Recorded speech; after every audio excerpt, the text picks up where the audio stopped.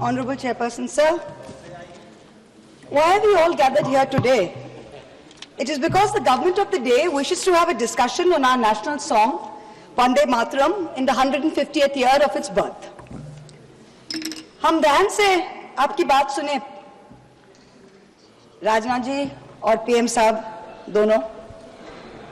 बहुत खूबसूरत है हर बात, लेकिन अगर दिल भी होता तो क्या बात होती? The irony is not lost on us parliamentarians present here, or on a billion plus Indians who we represent, that we are living in an India today where real unemployment among the youth is upwards of 20%. That we are choking in a national capital where AQI routine levels are over 800, when the centre is purposefully starving non-BJP states of their Manrega, their housing and their water dues, where millions of people are being subjected to a hurried, arbitrary process of mass disenfranchisement, when in session after session, we in the opposition are bullied, browbeaten and prevented from raising pressing issues of national importance, suddenly the government finds it so important, so necessary, so urgent to discuss the historical complexities of a song. What is even more ironic is the claim that the hate and divisiveness in today's India can be linked back to this song. And by the way, just 2 weeks ago, on November 24th, 2025, the Rajya Sabha Parliamentary Bulletin published a section on parliamentary customs and conventions, where it explicitly informed all members that the decorum and the seriousness of the proceedings of the House requires that there should be no Jai Hind, Vande Matram or any other slogans raised in the House. So Vande Matram, in your view, as of last week, placed on record in a parliamentary bulletin as a slogan that was both indecorous and non-serious. And yet, you suddenly want to discuss it for 10 hours in this House. Why? I'll tell you why. Because no doubt, some half-wit BJP IT cell minion has probably advised you that the Vande Matram card, if played right, will give you an advantage to the BJP in the 2026 Bengal elections. There is no other reason behind the timing of this discussion, none at all, take it from me. But we are delighted. We are delighted not only to be able to get this fabulous opportunity to give you a lesson in history, but also to demonstrate to you that how delving into Vande Matram will only prove how removed you are from the soul of Bengal, from the psyche of Bengal, and how our Ma will never be hostage to your narrow electoral goals. Yes. Let the history lesson begin. What do you say? Let it begin. Bankim Chandra Chattopadhyay's two-stanza hymn, Vande Matram, was first published in the literary journal Bongo Darshan on November 7, 1875. At that time, there were no patriotic societies or nationalistic organizations to speak of in India, except for the Indian League in Calcutta, which was founded by some patriotic Bengalis, Shishir Ghosh, Anand Mohan Bose, Surendranath Banerjee, to rally public support against British colonial rule. The RSS and the BJP were nowhere in sight. The RSS was formed 50 years later, in 1925, and the BJP was formed 105 years later, in 1980. And incidentally, the ruling party, the Sangh Parivar, do not sing Vande Matram. I remember this hilarious episode in 2017, I think it was, on TV, where there was a BJP spokesperson called Naveen Kumar Singh, and he was asked to sing Vande Matram. He was looking at his mobile phone, and even then he couldn't sing it. Also in August 2017, I remember a cabinet minister in the UP government, Baldev Singh Aulak, I think his name was, he was unable to correctly sing this song on a TV news show. In January 2019, before the last Lok Sabha election, BJP leaders held a protest where they were going to make Muslims sing the song. They themselves could not sing the song correctly, so the meeting descended into chaos, and the BJP leaders and their followers chanted slogans like, "Is desh mein agar rehna hoga, to Vande Matram kehna hoga." So frankly, the BJP's commitment to this song is a badly scripted comedy. The British banned the use of this slogan, Vande Matram, under the sedition laws, and banned its singing in any public place. When India's youngest freedom fighter, Bengal's brave son, Khudiram Bose, was led to the gallows in 1908, he had Vande Matram on his lips.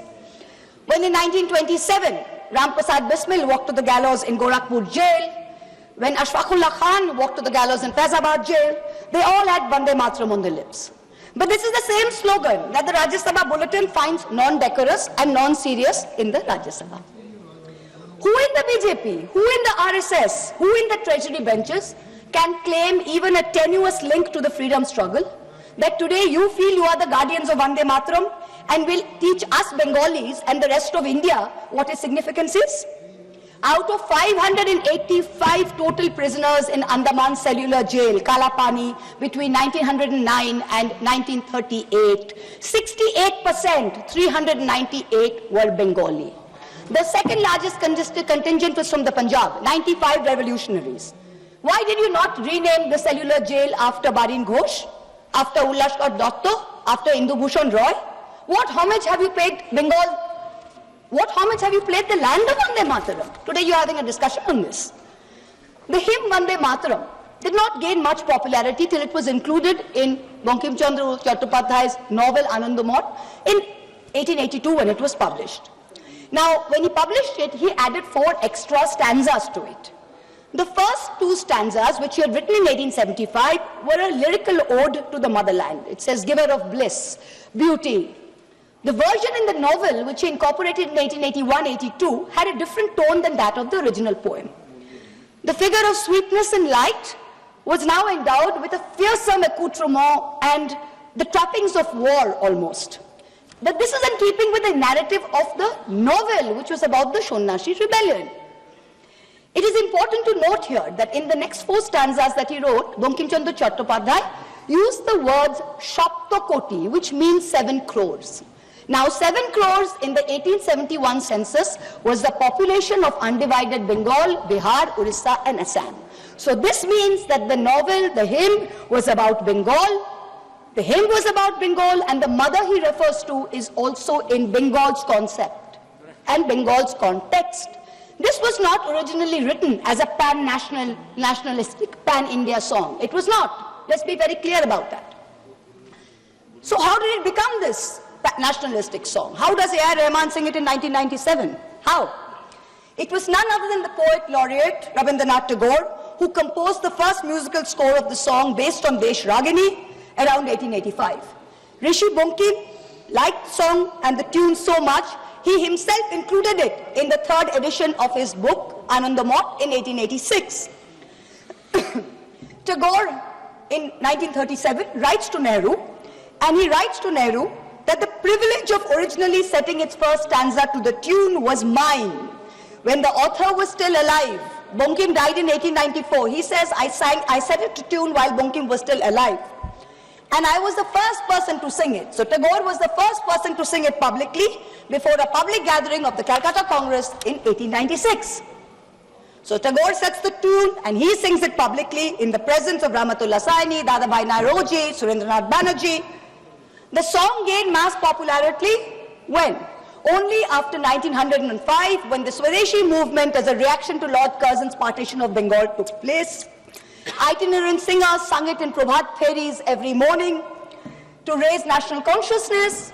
Rabindranath Tagore himself on Raksha Bandhan Day, October 16th, 1905, led the famous anti-partition protest where Hindus and Muslims tied Rakhis on each other and said, Vande Matram.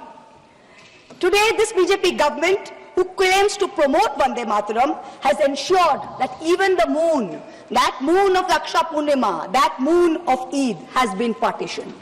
Hindu women can break their Karwa Chauth fast on their roof with the sighting of the moon, but a Muslim in a BJP-ruled state is forbidden from offering Eid ka namaz on his roof to the same moon. And you are blaming a song for India's divisiveness.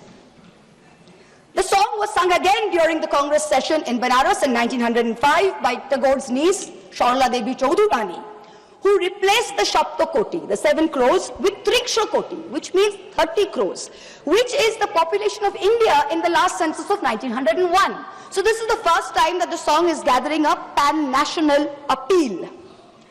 Gandhiji, in the Indian Opinion paper, he writes in December 1905 that this song is so popular. Just as we worship our mother, so is this song a passionate prayer to India. Tagore continued to use the refrain Vande Matram almost as a slogan in some of his own songs. He says it in many of his own songs. Many of his own songs use the term Vande Matram. The Swadeshi agitation of 1905 and 1908 saw Vande Matram as a clarion call. The great Tamil poet Subramanya Bharati, he translated it in Tamil in 1905.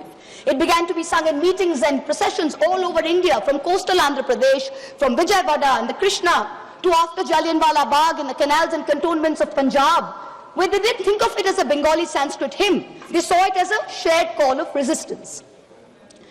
You, this government today, claim to be the guardians, the true upholders of the spirit of Vande Matram. We've listened to the Prime Minister for an hour. We've listened to the Honorable Defence Minister for an hour tell us about how they are the true upholders of Vande Matram. So let me, as a true Bengali, as a proud Bengali, speak for 10 koti Bengalis today, who you call Bangladeshis, who you call Rohingyas. You harass us on the streets, in colonies. You throw us out when we are pregnant across the border. I'm going to dissect the song stanza by stanza and demonstrate how you are butchering both the spirit and the soul of Vande Mataram far more than any 1937 resolution ever did. Shujalang Shupalang Balayaja Shitalang Shushasamlang Mataram. What do we have here? What have you done on your watch? Shujalang, beautiful abundant water. Over 70% of India's surface water is undrinkable today.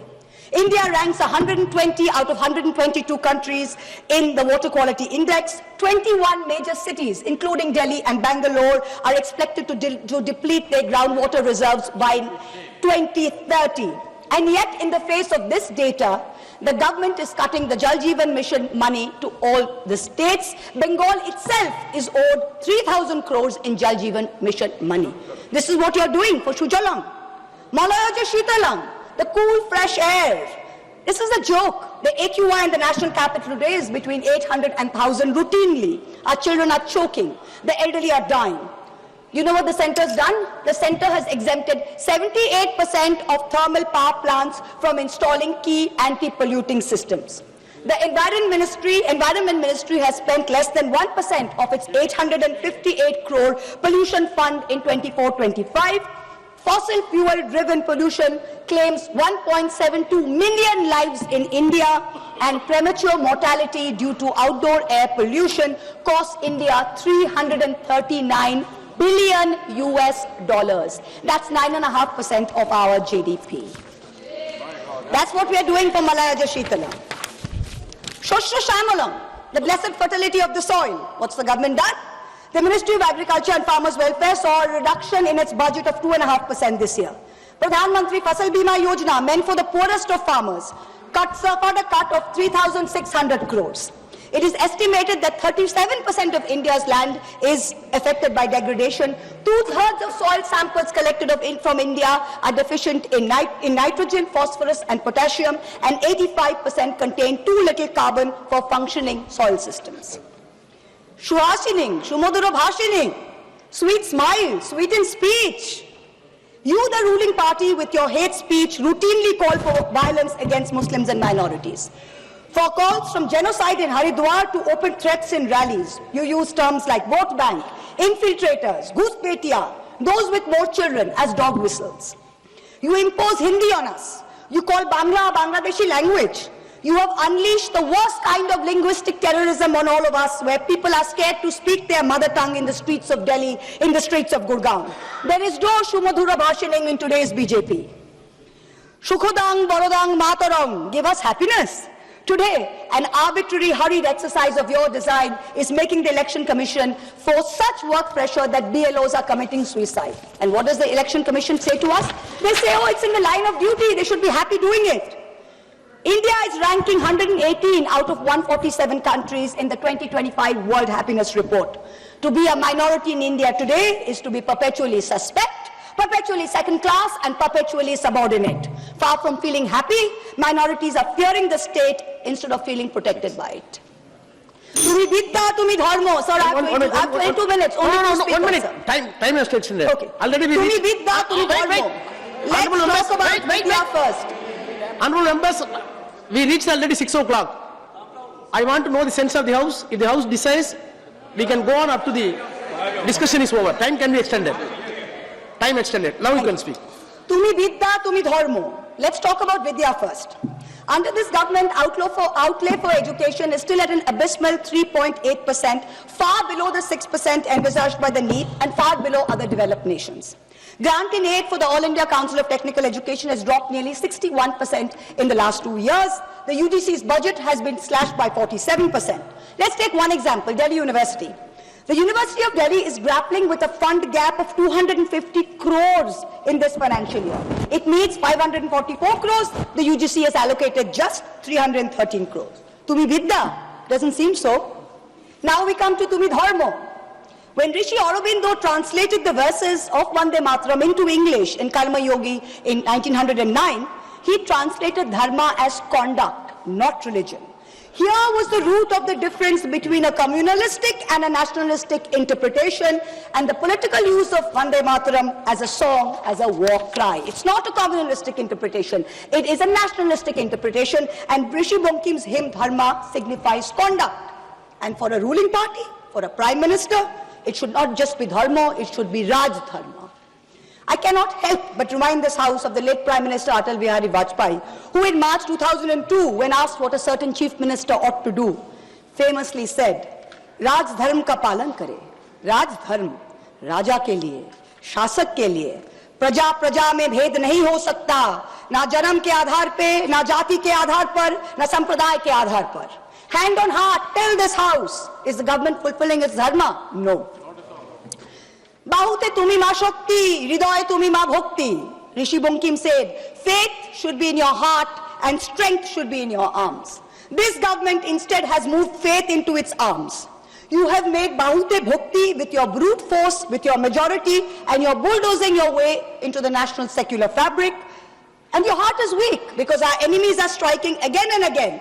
And yet we are letting a president of a third country proudly proclaim over and over again that he blackmailed India into accepting a ceasefire. Omolang otulang, without a stain, without compare. Where has the government brought us today? Let me compare across some major global indices since 2014. The UN's report says inequality reduces India's Human Development Index by 31%, one of the highest losses in the region. The World Press Freedom Index, India fell from 140 in 2014 to 141 today. On the World Economic Forum's Global Gender Gap Index, India went from 114 in 2014 to 131 today.